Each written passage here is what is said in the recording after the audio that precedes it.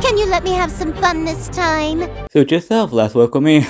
Well, hey guys, welcome back to another video. And today I want to talk about Silver because in a few weeks you'll get her rerun. And if you're a new player to Honkai Star, Silver will be such an amazing character for you to have because for one, how good Silver early game is, being one of the few characters you can use that can buff up your damage and give your account lots of value for the early game. And having the ability to implant any weakness to the enemy based on the passing member on your team is very valuable. And the amount of defense she can tread, especially for a single target against boss, is honestly amazing. And she still have a lot of value in the late game as well because one, you can build she in a break effect set to has a lot of toughness break against bosses. And even though you have more and more elements and more DPS with different element types, Silver's ability to implant another weakness or implant a quantum weakness to get more toughness break is very nice. And the reason why I'm making this video because one, I want to talk about Silver's ability to implant weaknesses and explain how it works and how you can actually control it. Because back when I was making my Silver overrated video, is she overrated or not, I hear some people in the comment section talking about it's kind of hard to get Silver weakness break that you want. And that got me thinking, why not make a video about this to help the people that doesn't understand Silver and for new player that want to pull her and doesn't know how she works properly. Because even though Silver is like one of the older units in the game, being the third new unit to come out, there's still a fair amount of people that doesn't know how Silver's skill works. And I want to talk about it. And this is not going to be a full-on guide, this is going to be me talking about Silver's skill and how it works. I am not discussing the whole kit because other than that, everything else in Silver's kit other than her skill is pretty easy to understand. So let's just stop the yap and get into the video now.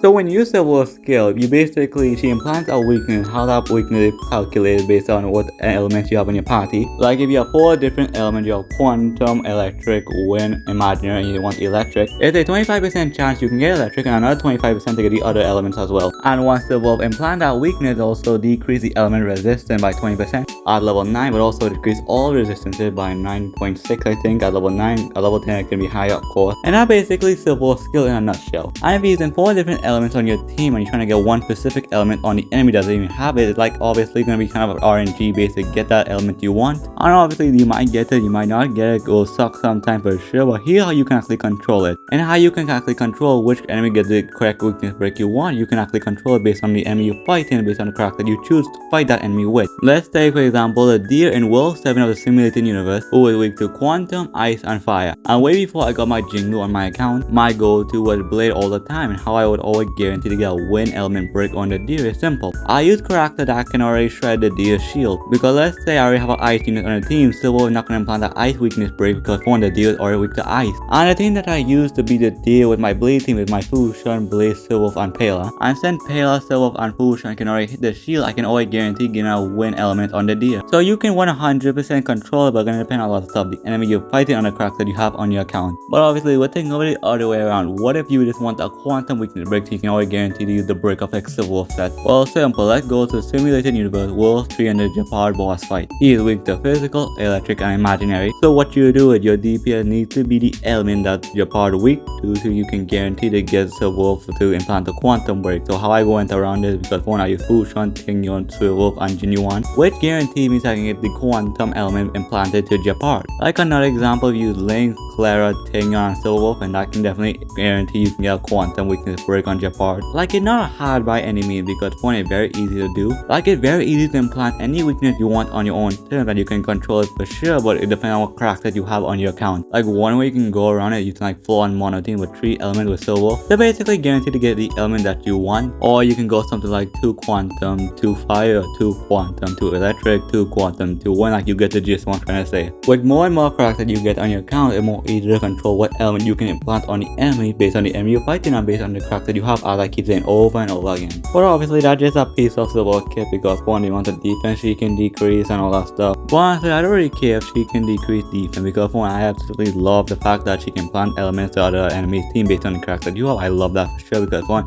it is so nice and casual. It just makes the experience much more nicer. And honestly, I just can't take Silver off my team because one, she's just so nice to have on my team. I just can't replace she. And yeah, for all the new players that doesn't know how Silver skips, no, I hope this helps you a lot because for one, Silver is such a nice character to have. I recommend everyone to have a Silver on account because she's just nice to have. And she's such a universal character. She's just a really good character to have. And yeah, that's about it. So with all said, I think that everything I want to talk about for today's video. And with all said, thank you so much for watching this video. I do appreciate you made it far. Let me know if you made it far and I'll have your comment or appreciate your support to me. Let me know what you next and let me know what you guys think whether say you agree with me, disagree on it, let me know down below, cause at the end of the day, I'm not gonna kill you, man. Probably might kill you, but still comment and we call all that stuff. But anyway, final thought is Huohuo is an easy character to understand. You just need to understand what you're fighting, what character you have, and you can be able to plan any weakness you want and you have full control of it. You just have to use a few more brain cells than you usually do and you're chilling. But that's about it for today. So with all that said, take care, love you guys, and I'll see you on the next video. Goodbye.